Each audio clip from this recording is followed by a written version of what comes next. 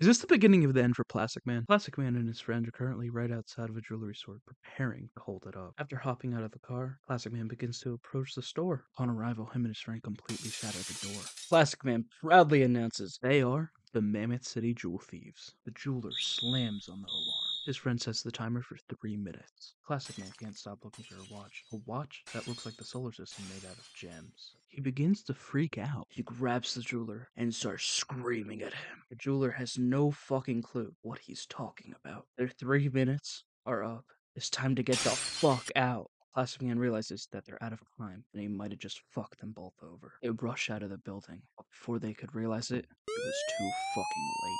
Plastic Man gets sent to jail, and luckily, he gets out on parole. During his 17th violation of parole, a cop startles him and sends him backwards into a vat of ooze. And that's how he gets his superpowers. From there on, he becomes the one, the only, the Plastic Man. 20 years down the line, Solaris aims his death ray at a group of children. Plastic Man heroically jumps in front of the kids. Solaris open fires on Plastic Man. While Solaris is distracted, Aquaman swoops in and rocks his shit. While the rest of the Justice League is busy hogging all the attention, Plastic Man is on the sidelines in tremendous pain. When Plastic Man arrives back home, he is instantly shit-talking the rest of the Justice League, except for Batman. He thinks he's the coolest dude ever. When Plastic Man starts to fall asleep, his arm starts to sliver and drip away from his own body. Plastic Man wakes up and he's completely confused on what's happening to him.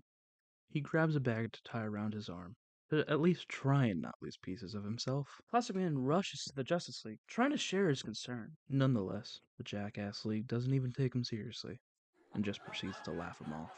Like they always do. Detective Chimp was able to get Batman's attention and strain the seriousness of Plastic Man's situation. Batman suggested that Plastic Man should go see a petroleum chemist from Wayne Industries. The chemist, Dr. Vera, starts talking right over Plastic Man's head until she breaks it down for him that he's going to die. And since he's so unique, there's no way of telling what could actually happen to him until the gravity of the situation hits Plastic Man like a ton of bricks. When he arrives back home and empties his arm bag, he begins to remember the good times and the many regrets and mistakes that he's made in his lifetime. Plastic Man meets up with his estranged son. It had been over 6 years since the two have seen each other. After some small talk, Plastic Man finally builds up the courage to tell his son that he's going to die. Once Plastic Man finally gets to his point, he confesses to his son that he felt like he needed to tell him. Since his father was so absent from his life, he was very puzzled on the reasoning Plastic Man gave.